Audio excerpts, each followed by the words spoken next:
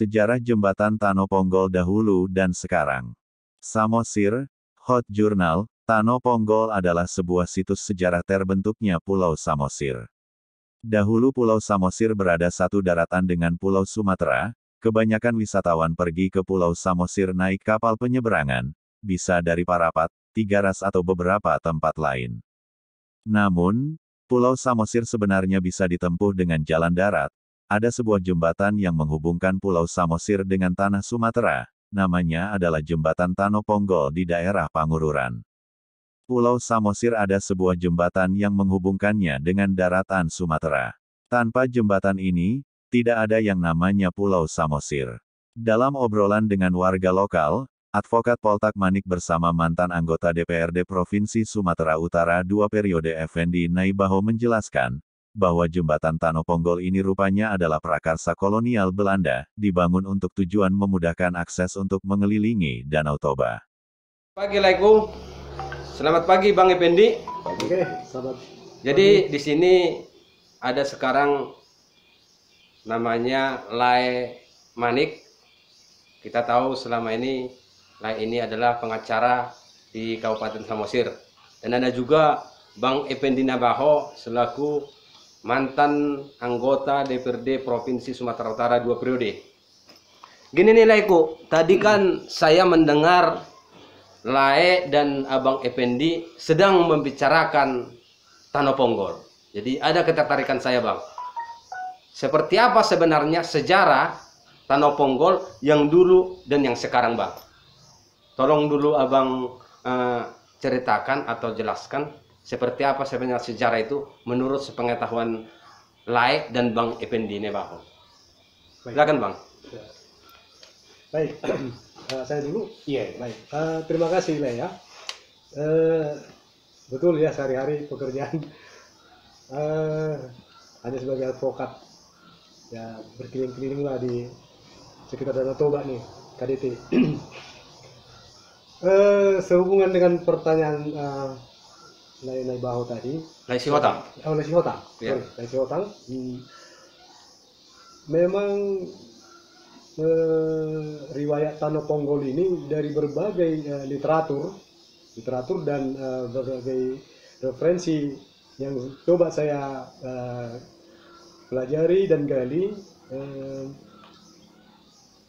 sangat menarik. Dan kenapa mesti itu pun saya coba untuk tuliskan ya, meskipun sangat sederhana dengan sumber yang agak terbatas. Saya coba gali karena selama ini tidak saya temukan secara utuh ulasan mengenai sejarah Tanoponggol. Saya juga mendengar belakangan ini Pak Effendi Naibaho ini bersama komunitas Tanoponggol sangat giat mempublikasikan sejarah Tanoponggol ini. Kilas balik mengenai sejarahnya dalam beberapa literatur yang saya temukan, Tanoponggol ini dibangun oleh Welsing, ya. Welsing ini dulu residen Tapanuli. Pada saat pengejaran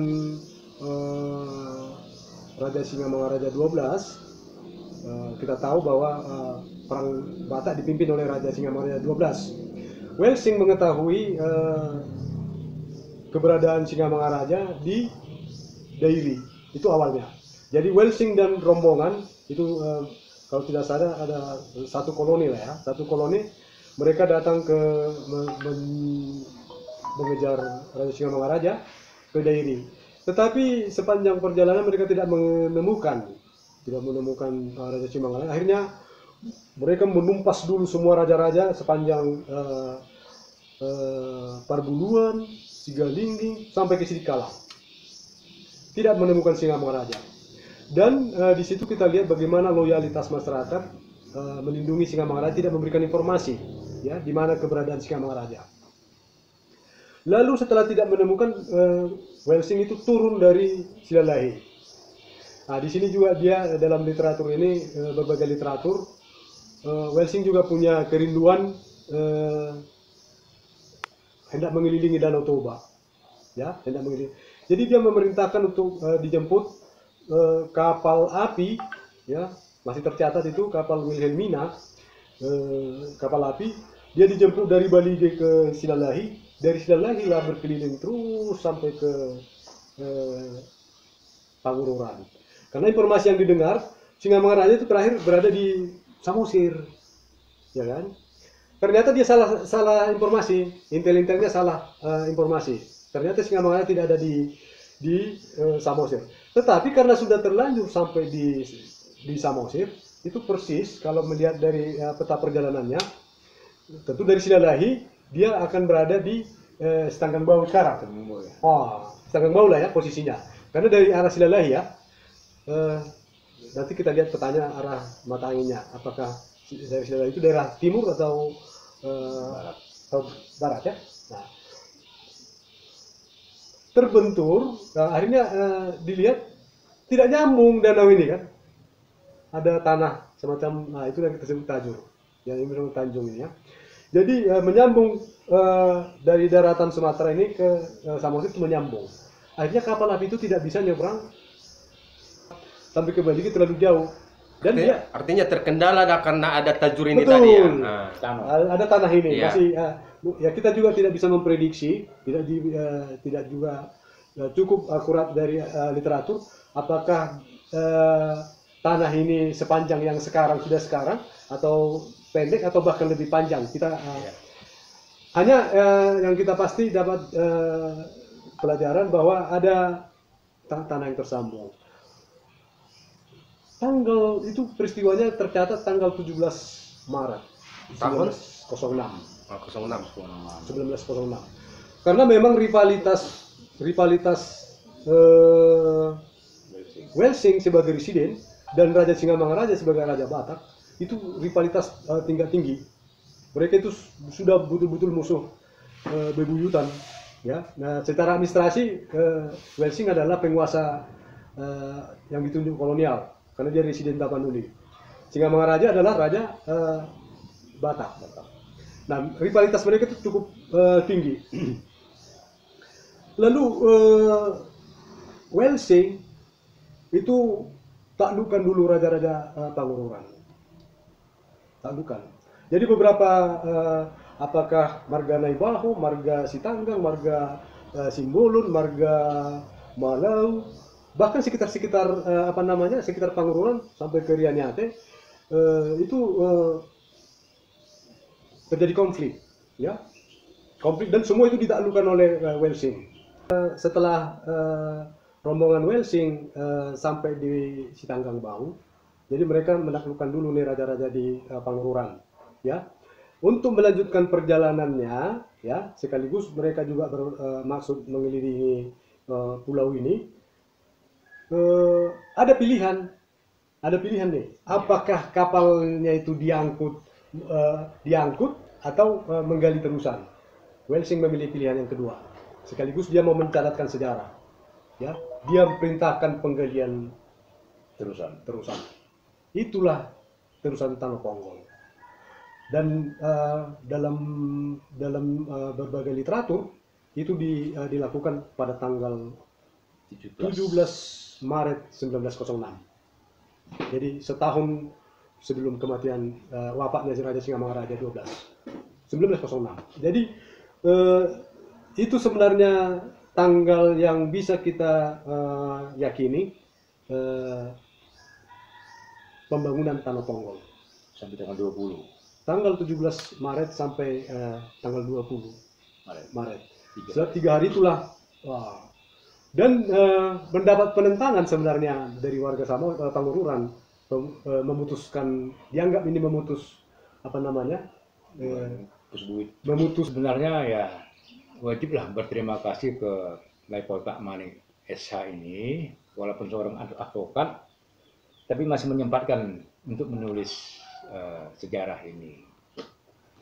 Nah, jadi 17 Maret 1906 itu, disitulah Belanda memulai melakukan pekerjaan untuk membuat terusan Tanah Ponggol ini.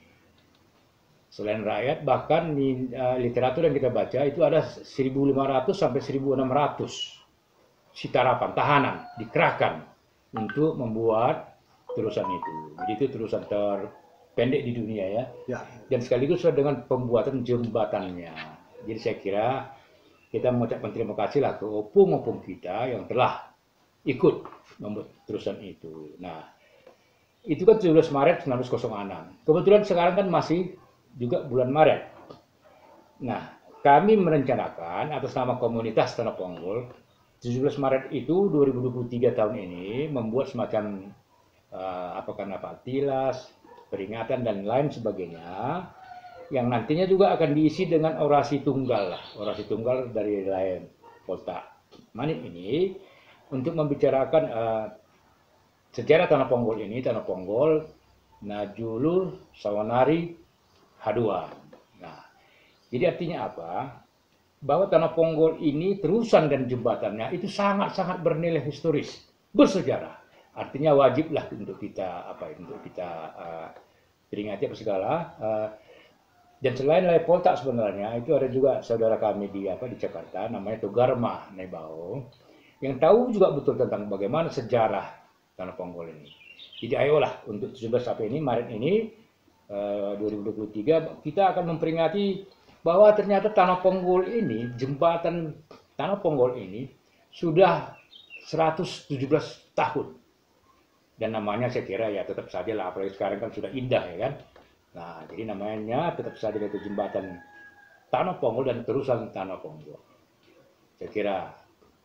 Berarti setelah tadi saya mendengar Bang Lai Poltak Manik dan Abang Effendi menjelaskan ini, berarti bisa kami simpulkan bahwa tujuan awal pembangunan jembatan dan sekaligus alur dan jembatan ini berarti pertama itu hanya untuk mencari Raja Batak atau yang kita kenal dengan Sisingamangaraja ya Bang?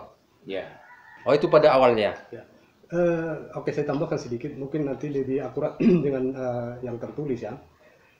Begitu informasi yang diperoleh Welsing melalui intel-intelnya, Raja Sisingamangaraja ada di Samosir, dia bergegas ke Samosir.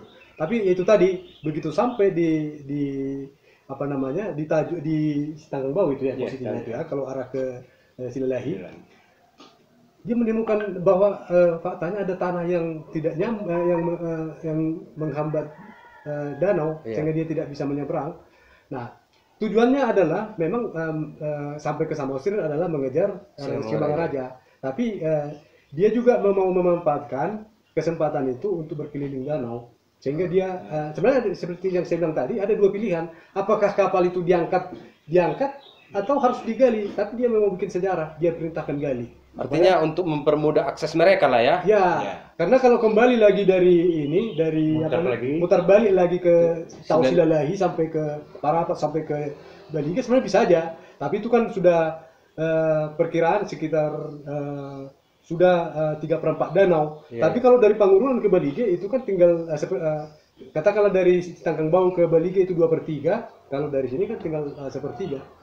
Nah, jadi masalah jarak tempuh dan dia juga punya keinginan mengelilingi danau. Ya itu. Oke. Jadi tujuan dari Welsing memerintahkan penggalian ya termasuk juga untuk menunjukkan bahwa dia telah berkuasa di Samosir. Ya, dia perintahkan penggalian itu dan itu juga dia anggap sebagai warisan atau legasi dari dia sebagai residen di Tapanuli yang telah berkunjung ke Samosir.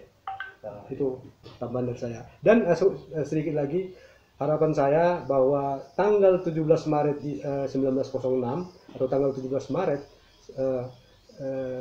selama ini belum pernah kita angkat sebagai pengetahuan umum tanggal pembangunan dimulainya Tanah Ponggol. Kita berharap dengan